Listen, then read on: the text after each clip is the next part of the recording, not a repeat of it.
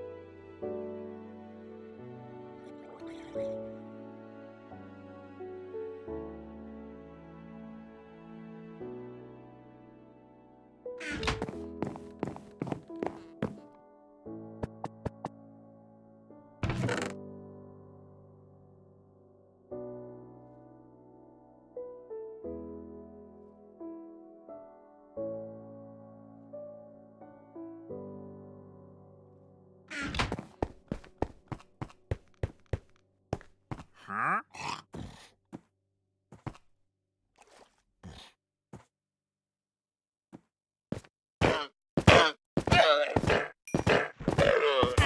Ow, ow.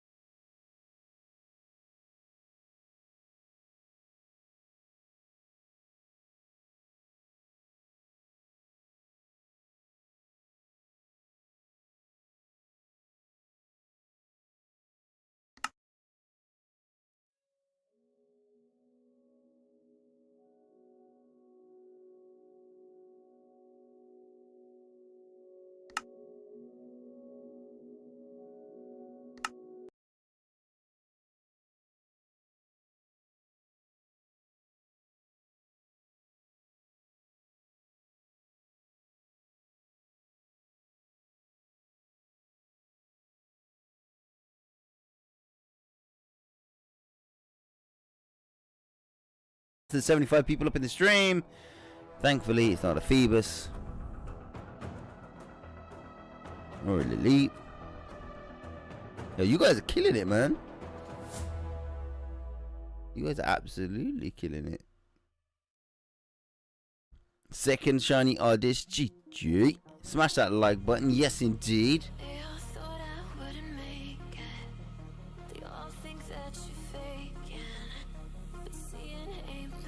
Food?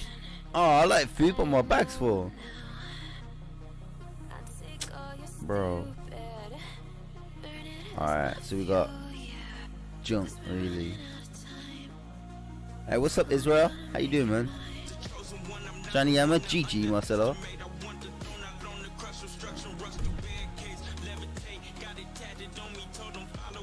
$429 candies. What? 143 charged TMs. I don't even know what to do anymore. Okay, that's just not gonna get me anywhere, so.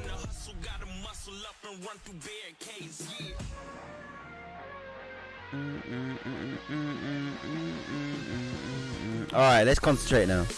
80 people up in the stream, what up?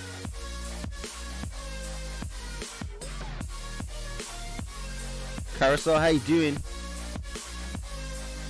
Shiny Amaref, GG. Everybody getting these shinies. Yo, I missed your loot. I'm sorry, my bro. My brain's just still trying to wake up, man. You got to bear with me, man. I do apologize. Shout out to Red Fam. Yo, what's up, Alchemist? How you doing, man? I love your name, by the way.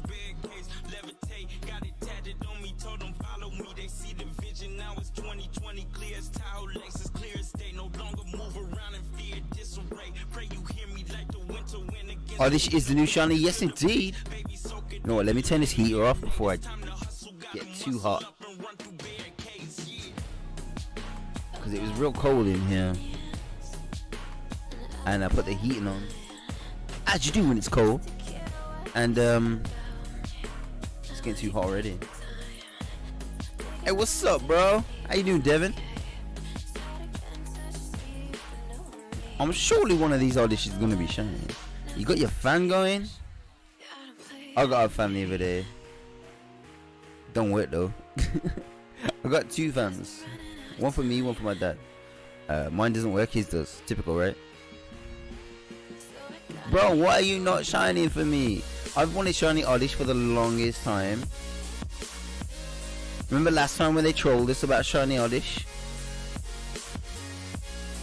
I'm not even checking that site though. They trolled us about shiny Oddish before. That was rough, man. Did you put the GPX in the Discord? Yes, indeed, bro. Yes, indeed. GPX is in Discord.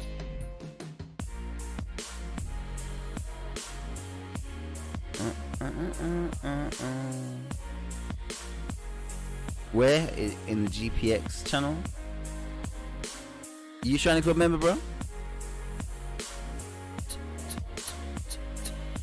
That's it, man. There's no shinies. This is supposed to be mad boosted, man. My account is obviously very shy. Very shy. Yes, indeed. Bulba! Aww. I've got a 100. I got a Shundo Bulba, I think, on this account. So. Eevee. Eevee's cool, man. I love Eevee.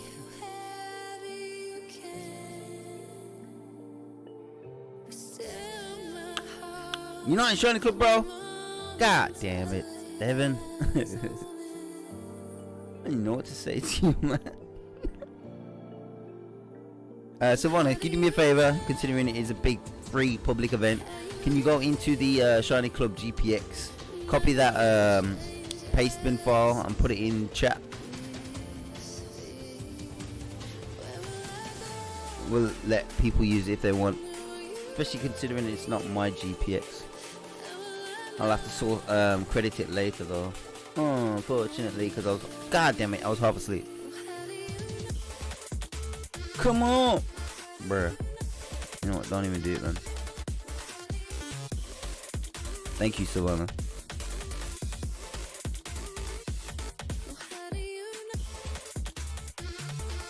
Oh, this shiny, yo, GG base.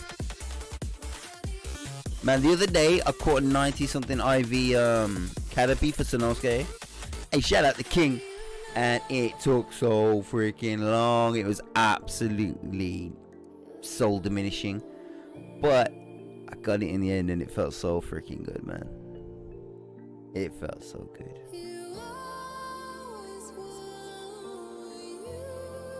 It's alright, Joey, man. I'm not sure myself. Somebody in chat will know, though. Eventually. Does anybody know the reward for walking, earning 5 candies with your body? Damn, a Shanks! Damn, why couldn't you be yellow, bro? I'd have just been, like, happy with that.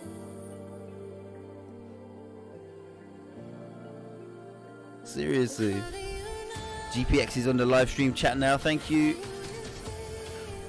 Where's my shiny Oddish? I think it knows. It knows. Is Hamza around?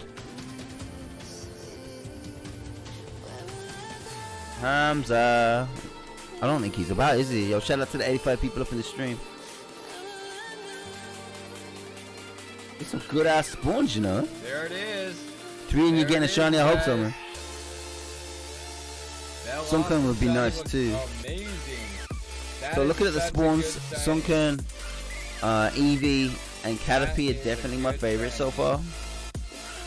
Obviously not Oddish yet because I don't have one in my we got both now. In my game. Look at that. Or Pokédex rather.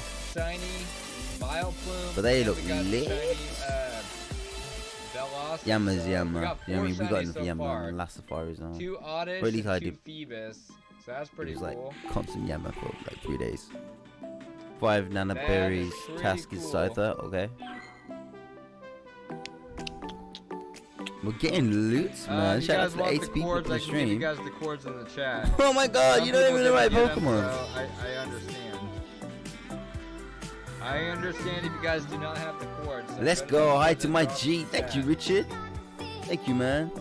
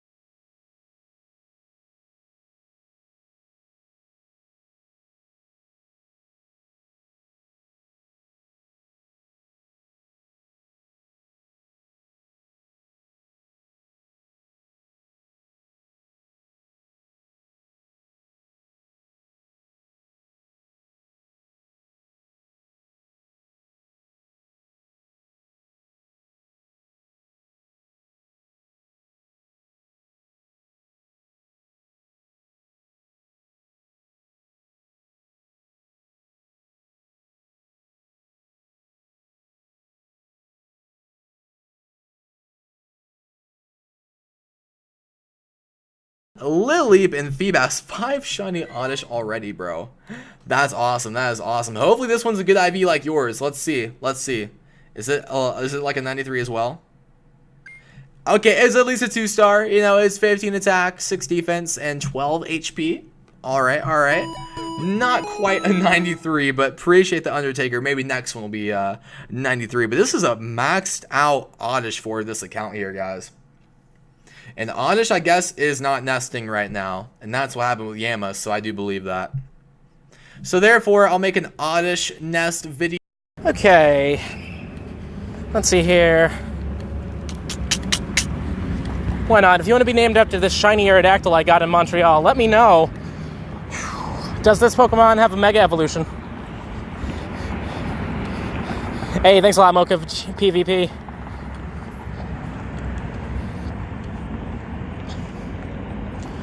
Furret of all things. Alright, we're going to call this Furret. We now have a shiny Aerodactyl named Furret. So anytime somebody looks at my collection, they're going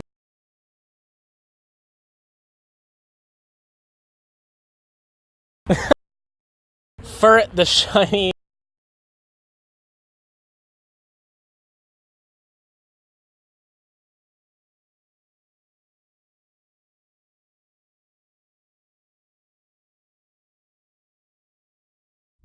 FrugalSim videos are powered by Jetline Systems.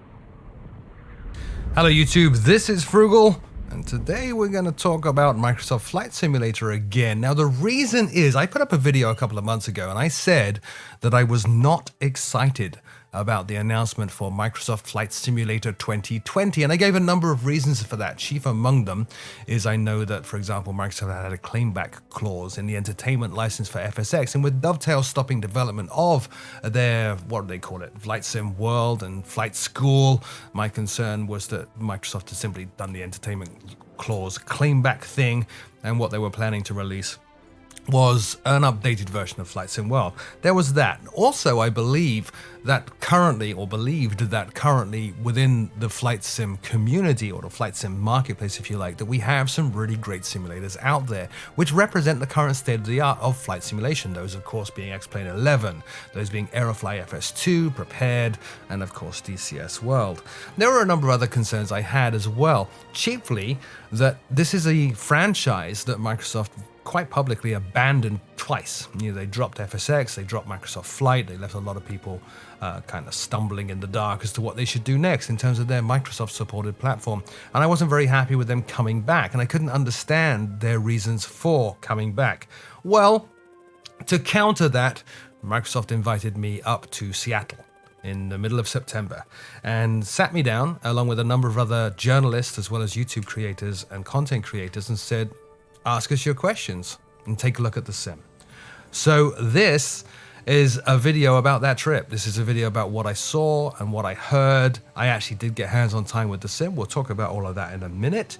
But yeah, I was pretty much blown away. So the TLDR of all this is that I was completely wrong in my lack of excitement about the sim. Some of the things I actually said in that video were actually correct, and I'll go over those in a second as well. But overall, the impressions that I took away from that trip and from looking at the sim and going hands-on with the sim and speaking to no less than 5 of the development team working on the new sim is that this is quite possibly the single most exciting and radical shift in flight simulation we have ever seen. So I have hours and hours and hours of notes from the various presentations, and I thought about, how do I present this? Do I sit down and write an article and try to distill those notes into an article and then read you the article? Do I split it over 6 or 7 videos and do the clickbait thing and get a ton of views on the channel? And I decided not to do that. What I'm actually going to do here is I'm going to go in order. So the first day we had a sit-down presentation, as I said, from 5 of the development team going through each aspect of the new sim. So I'm simply going to go through all of my notes as I have them, and I'll try to expand on them and expound on them somewhat. Now, the caveats here are that Microsoft did not allow us to record the sim. Now, don't read anything into that. That's not unusual. With early access press events and press junkets and things like that, it's not unusual for the company to say don't film anything. That's normal, okay? It was a pre-alpha.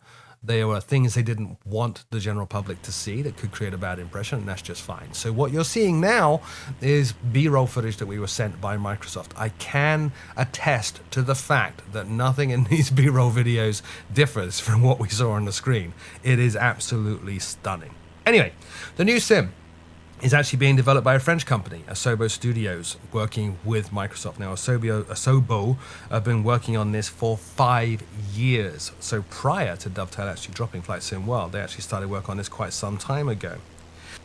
Now, the whole thing started off with a video presentation, a video trailer, if you like, and the trailer showed us a number of key things, most notably a realistic day-to-night transition, so no reloading of scenery or textures or anything like that, realistic weather transitions, massive and significant autogen, which has been a key feature of all of Microsoft's videos about the new sim when they say powered by Azure, and I'll talk about what that means because I had concerns about that as well.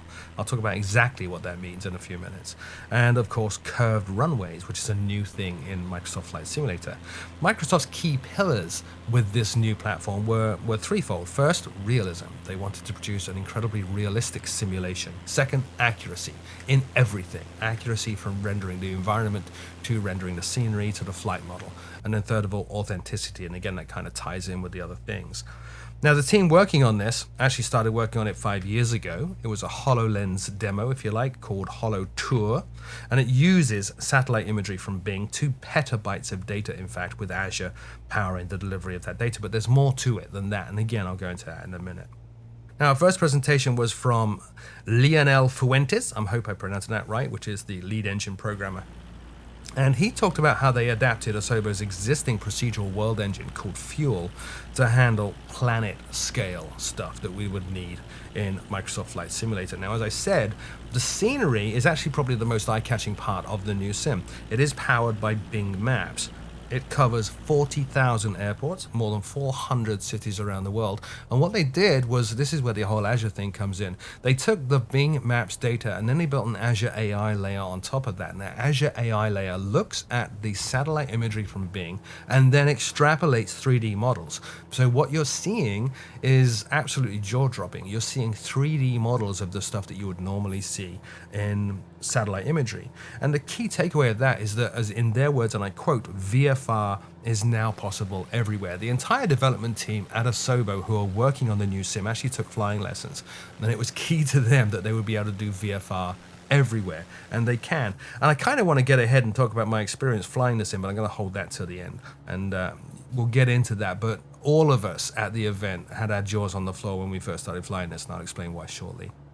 So the AutoGen, that is being used to develop localized scenery with accurate colors and stuff, and it's augmenting what Bing Maps already provides. So in terms of the Azure AI stuff, they used machine learning to generate 1.5 trillion trees. They use machine learning to generate missing buildings, to improve building generation and make it as accurate as it could possibly be, and also to feed back and improve the quality of Bing. Now, obviously, with all this stuff being delivered over Azure AI and a network connection, my obvious questions, and I didn't go easy on Microsoft, incidentally, in the Q&A section, but my obvious questions were the connectivity requirements. Now, this is where my jaw first hit the floor. Their connectivity requirements are actually pretty good. They use an adaptive bandwidth system. So there are actually 3 types of scenery in Microsoft Flight Simulator. There's fully cached, there's live, and then there's offline. So you can actually fly this offline. If you're online, then you're going to get the full set of data that you would want to see. So all the AutoGen stuff correctly and the satellite imagery correctly. Then you can cache it. You can actually customize within the sim how much cache you use to download an area and then cache that area. If you're flying offline, though, you can use that cache region stuff, but you can also use sort of non-cache stuff, and it kind of generates stuff that doesn't look as good, but you can fly this sim offline. Ultimately, though, what we're talking about throughout the whole thing is procedural generation of that scenery. So the dirt, the grass, the asphalt, water, lights, building details, all that kind of stuff is being procedurally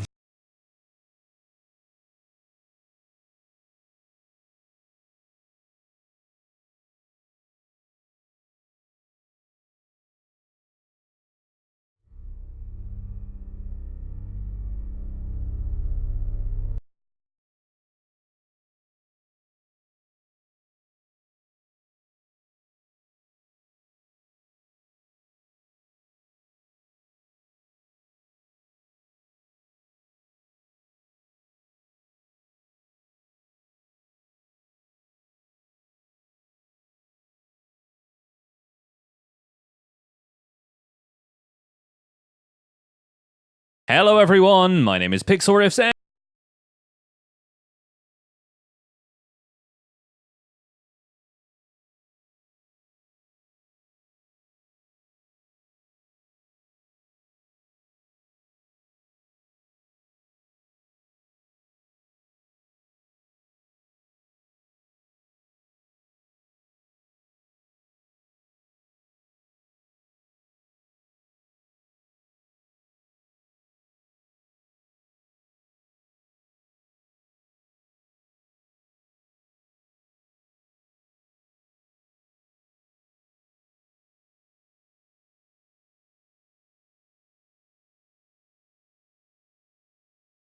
The first thing I want to do is head back to the farmstead and do some enchanting, because I have 70 whole levels in the little green bar down there, 70 levels from our dragon fight last time around, and I think we are probably going to do some enchanting with those just in case the worst should happen and I happen to die on the way around the end, because we're going to be going back to the end and exploring a little bit now that the dragon is taken care of and we have the freedom to look around, and I'll be telling you some cool stuff about the end. We will also be heading out to the outer end islands in order to find, hopefully, our first end city of this world. So I'm going to head over to the farmstead. Let's do a little bit of enchanting, maybe a little bit of repairing of my tools as well, and we'll see how we get on after that. Here we are back again. Let's get out of the rain and into the nice, warm, cozy environment of our house. Now, we've got a couple of resources we can probably put away at this point. I might actually leave the end stone in here, but I'm going to keep this cobblestone on me. We'll bring, let's say, 2 stacks. We may as well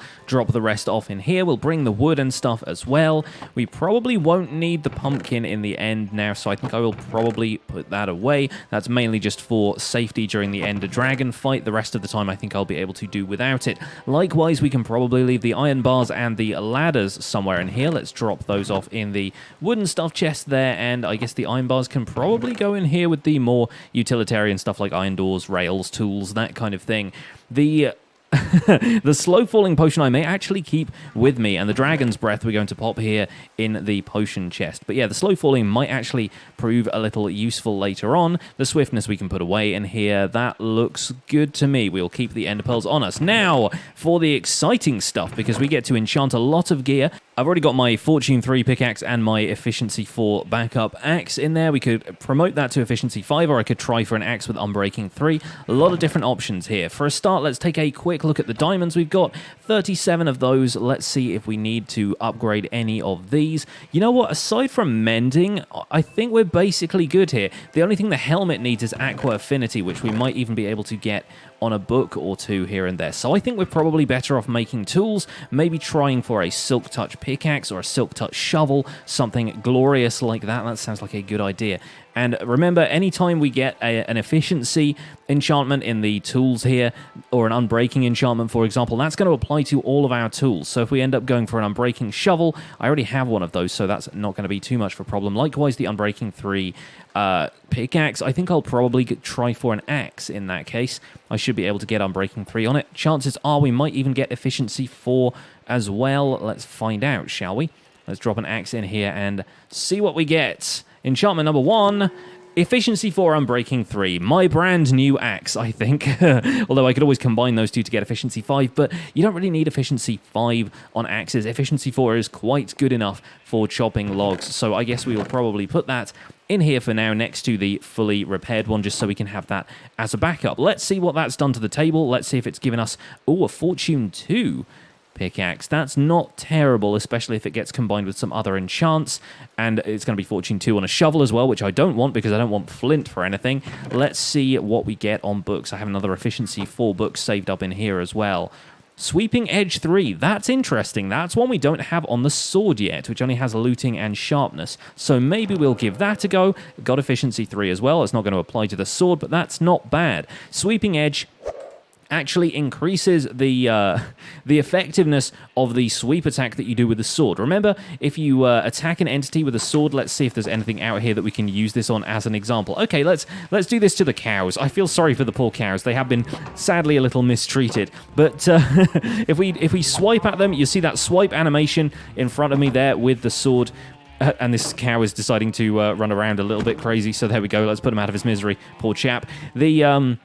The sword sweeping attack actually does less damage to anything that is not the primary thing you're trying to attack. If it hits anything else either side of it, it's going to do slightly less damage. What Sweeping Edge does is increase the damage that does by a certain percentage up until the point where if it's at Sweeping Edge 3, it does, I think, exactly the same amount of damage to anything surrounding the main target of your attack. So that's a pretty useful thing to put on a sword. We're going to leave it in there for right now because repairs often cost more than enchantments, which means that it's a lot better to enchant stuff until you get to about level 30, and then you can use the remaining levels for repairs. An Unbreaking 3 pickaxe doesn't sound too bad. We also have Protection 3 on a book. That's going to be a very useful one to have in the bank, shall we say. Let's maybe go for another Unbreaking 3 Efficiency 4 pickaxe. Okay, good. That means we can combine one of those with the Fortune 3 enchanted one and have a full Unbreaking, Efficiency, and Fortune pickaxe. That's not bad at all.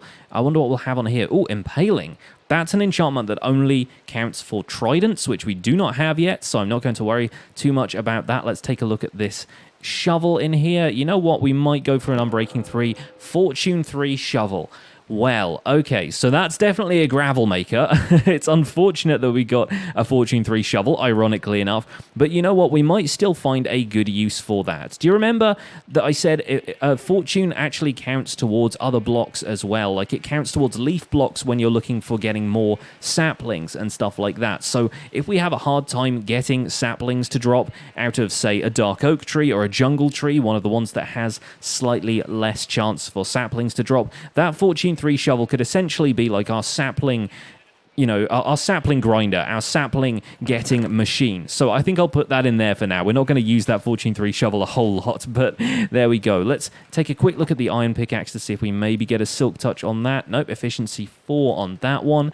Not to worry, let's see what else we can do in terms of tools. We could always try enchanting another fishing rod as well. That might not be a bad idea. We can get Unbreaking on that. At this point, I can do whatever I want with these levels. They're 55 levels. It's not going to be too bad.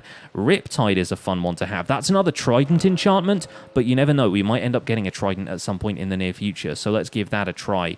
Fire Protection, Aqua Affinity we can use for our helmet. That's absolutely perfect. Another Sweeping Edge? Not too keen on that one. I guess we could always make another sword and see if we get something that we can combine here. Maybe an Unbreaking. Oh, Fire Aspect is not a bad thing to have either. Fire Aspect basically sets whatever you're attacking on fire, which is a nice, easy one. It's not my favorite. Oh. Well, that's kind of put this sword into a bit of a niche, hasn't it? Bane of Arthropods is more accurately probably the bane of my life. This is an enchantment that only affects arthropods, which are spiders and silverfish. I think that's it. I think, oh, maybe endermites as well, which are basically a variant of silverfish that you get occasionally when you throw an ender pearl. That's that's not the sword I wanted. Game, you've let me down. I wonder what else we might get out of here, though. So maybe we'll keep that one around. I don't know if I'll ever use it, but hey, maybe if we make a spider farm at some point, that's going to not only do more damage to spiders, probably one-shot them, it's also going to set them on fire if they survive. So I guess that's not too terrible. There we go. That's what we want. Silk Touch on an enchanted book. Just by itself, fantastic. Absolutely perfect. Down to 35 levels now. Let's see if we can just get a couple of nice, easy enchants here. Luck of the Sea on another fishing rod with Lure 3 and Unbreaking 3. The best fishing rod we could have possibly got out of this enchanting table. And maybe a Smite 4 to double up on our Smite 5 with Looting 2 as well. That's a real stroke of luck. Okay, very cool.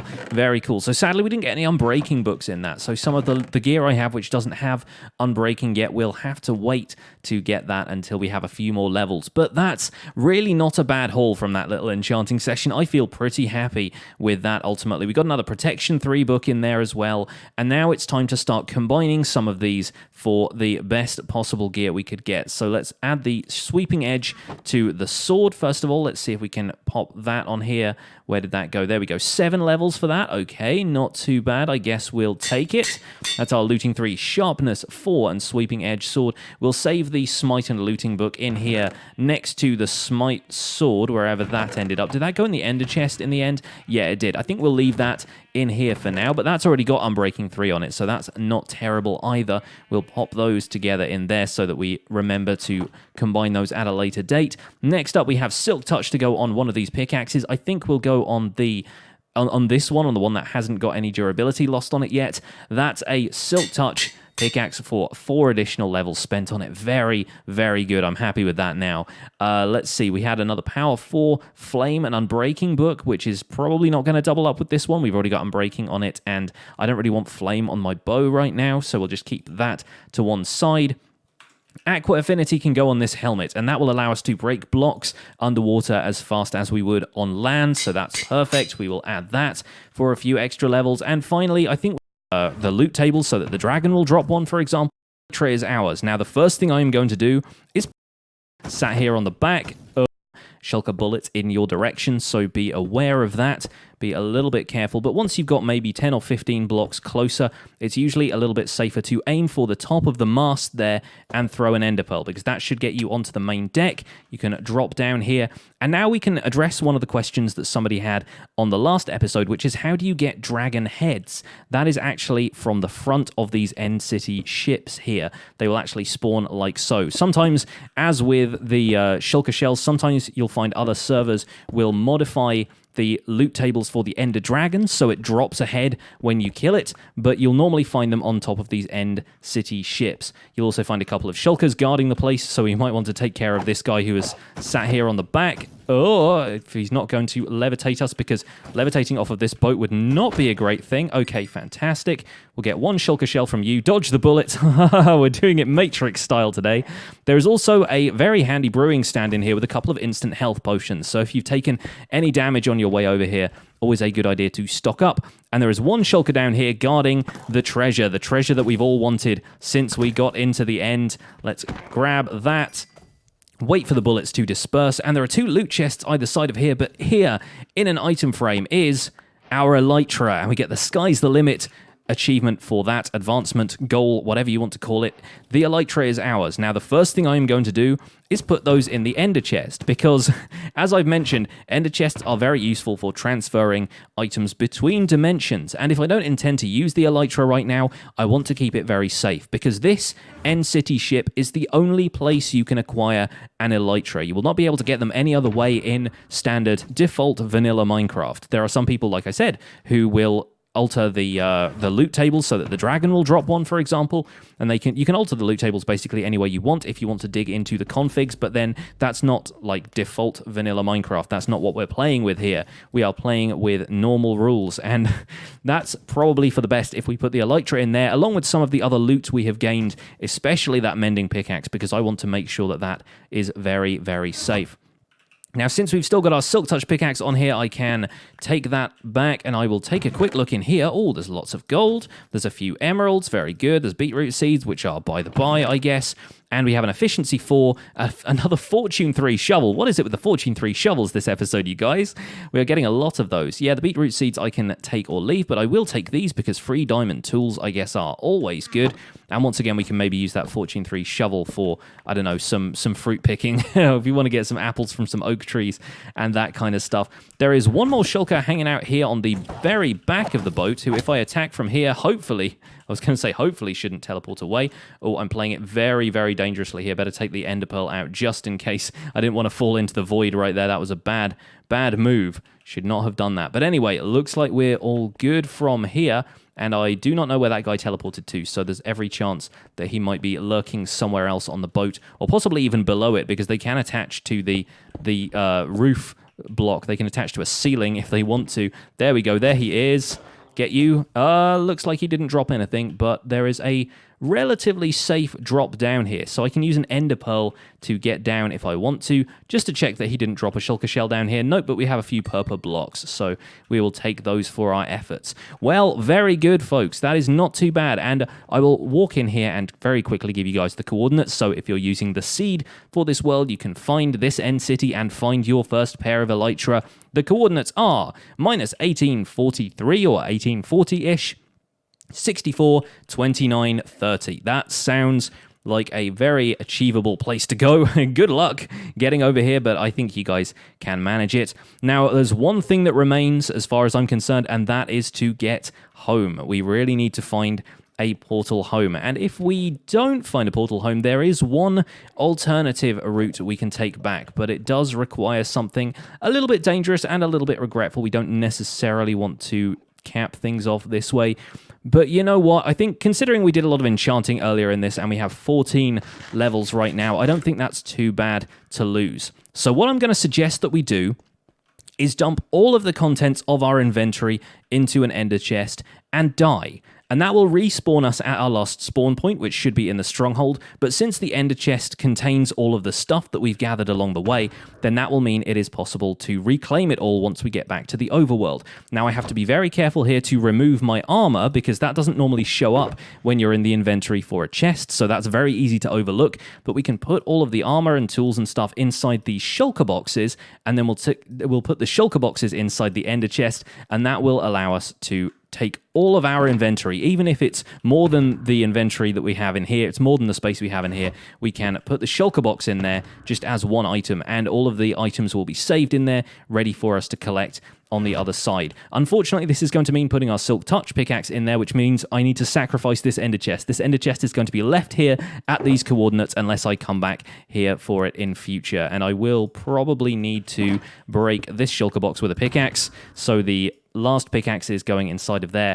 Farewell, ender chest. You have served me well. Oh, I got my shield on here as well. That's something else that doesn't show up in the chest inventory. There we go. And it looks like we're going to bid farewell to the end for now. Look at that little cobblestone bridge out there. This end city is probably one we could come back to in future, but there are other end cities out there that I'm sure you guys will find. For now, let's leap into the void, and I'll show you what happens when we die, because we haven't died in this world at all, but this is what it looks like when you leap into the void and witness your own death. There we go. Our score was 26,818. We can respawn. Oh, we're back at the house. Of course, I slept while I was here, didn't I? Well, that makes things a little bit nicer. We can always access our ender chest inventory from over here as well. Look at that. And once we dig into the ender chest here, you'll find all of that lovely stuff has been waiting for us in here, and we can call this episode good. Not bad, folks. Not bad. A rousing success, if I say so myself. And that is probably going to be it for this episode of the Minecraft Survival Guide. Thank you so much for watching. My name has been Pixel Riffs. Don't forget to leave a like on this episode if you enjoyed it. Subscribe if you want to see more, and I'll see you guys soon. Take care. Bye for now.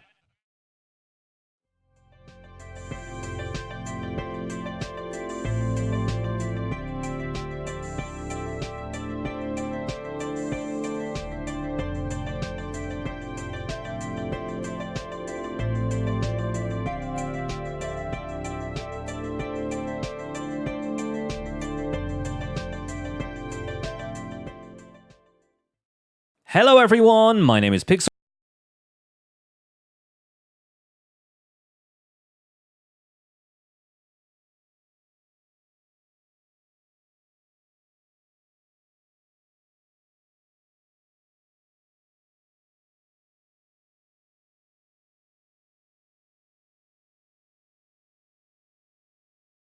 Howdy everybody, today I'm here to tell you about 5 tricks you may not know about this. Not my beard, it's actually the Elytra right here. So here are 5 quick tips and tricks you can use with the Elytra. The first Elytra tip I'll share with you guys today is the bow boosting trick. Many of you guys are probably already familiar with it, but in case you're not, basically what you need is obviously the Elytra, a bow with punch 2, and preferably some type of armor as well, so you don't take too much damage from this. But basically the idea with this is that it allows you to fly upwards with the Elytra. So let me just go ahead and demonstrate this here. I'll go ahead and jump off of this. You can also take off from the ground if you get really good at this. And you'll see we are now much lower than our platform. But if we pull back this punch 2 bow ever so slightly, you'll see we hit ourselves with an arrow. And that actually has allowed us to return to almost the height of the platform here. Let's see if we can just spam the bow a little bit and get the speed to go back up, which we just did right there. And there we go. And so that basically allows you to go both up and down while wearing the Elytra, which is quite useful. And also, if you have arrows of instant health, for instance, these are actually much more friendly to use. You don't take as much damage with these. In fact, you actually you get the same effect with the punch. As you can see here, we're now much higher than the platform, but you don't lose any hearts, basically. So that's quite useful if you have some of those. Although, it is worth noting that those get consumed, whereas these regular arrows don't if you have infinity. So, yeah, just note that, and yeah, on to the next trick. This next tip has to do with infinite flight as well, except this method does not actually require any arrows or any external force of any kind. You can simply do it from the mechanics of the game. So I'm going to go ahead and show you the F3 debug screen right now. Don't worry, I will explain what you need to know here. Basically right here you want to look at the number that is reading 24.4 right now. So that is your angle that you're looking up or down. So right now it's 24.4. So from the horizon, which is about right, see if I can get it exactly. About right there. It's at 0.1. It's close enough though. You want to look down 40 degrees. And that is the angle you basically want to fly at. So if you fly at an angle pretty close to 40 degrees, let's say 39.9 here, and then back up at negative 40 degrees, so at this angle right here, you'll actually achieve infinite lift from the elytra itself. So I'm just going to go ahead and try this right here. Let's see, we need to start off going about 40 right here. So we're going to dive down. We're going to gain some speed here. So we're looking at 40, at 40, at 40, and then we're going to go up to minus 40 or so. Right there. Now we're falling again. We're going to go back down to 40. 40, 40, 40, 40, and then back up. Whoop, I overshot there. Overshot by a lot. And then we're going to go back down to 40. And then I'm going to go ahead and turn around at this next point here. So there we go. 40 right there. Down to the bottom. Up at minus 40. Right there. I'm going to go ahead and turn around. I'm going to come down at 40. And you want to get as close to 40 degrees as possible. Of course, without, whoops, without hitting something like I did there with my mouse on accident. There we go. We'll get down to 40, and we'll see if we can land back on the same platform we took off from. And that will sort of prove that this does indeed work. And you can go on for quite a while like this. So there we go, 40.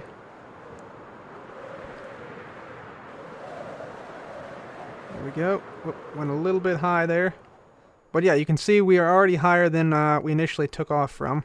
And we should be able to land on the platform right there. Very good. So yeah, flying downwards at 40 degrees, upwards at 40 degrees allows you to have infinite flight still. And this is even in the 1.11 snapshot. So yeah, kind of a cool thing. The next trick I want to show you with the elytra has to do with nether portals. So here I've made about 60 23 by 23 block portals, which is the maximum size of the portal allowed in the PC edition of Minecraft. Back to back to back, so they're all together, they're all lit.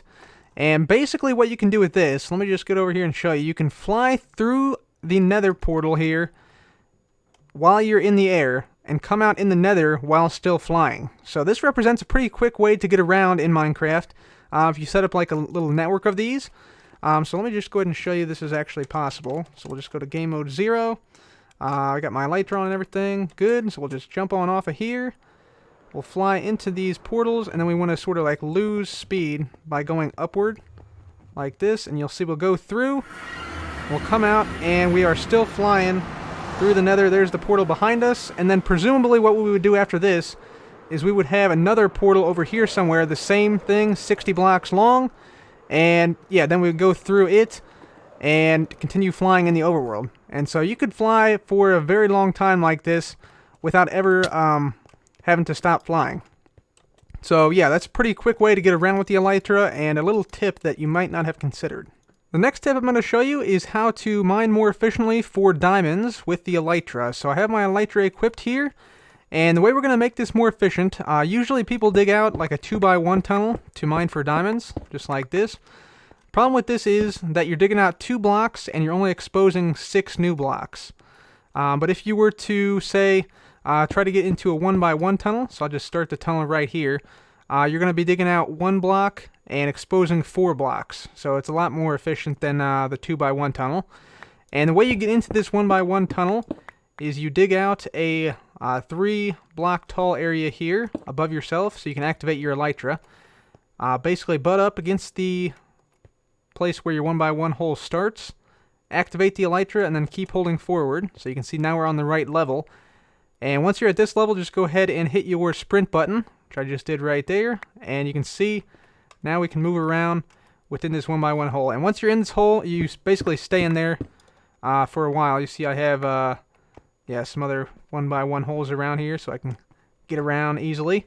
But this is a really easy way to mine. You can also place, torches as you go, or place blocks even as you go, like that. The only thing you can't do is shift while you're in here, because if you shift, you'll start to suffocate.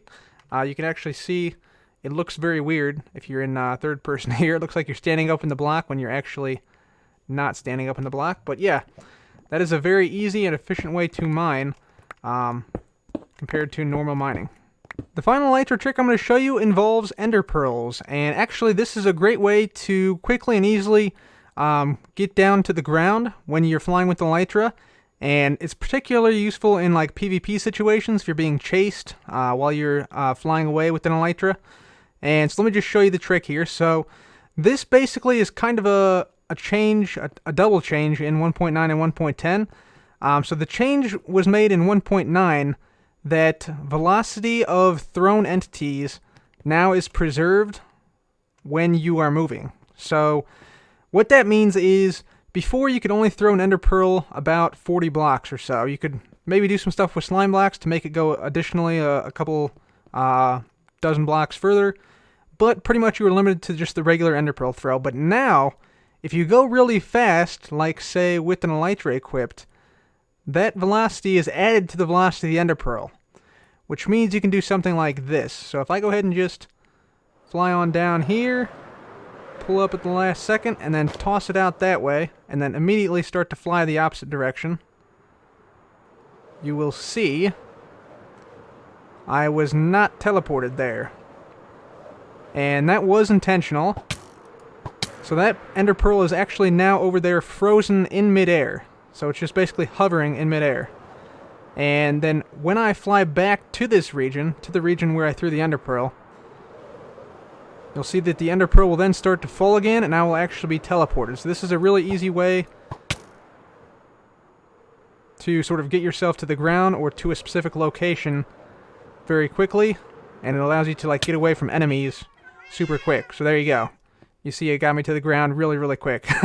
So yeah, that's another little trick you can use with the ender pearl and the elytra combined to either, you know, escape from enemies or yeah, just get back to your base faster than normal.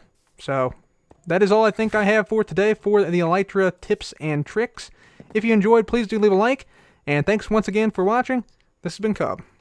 Goodbye.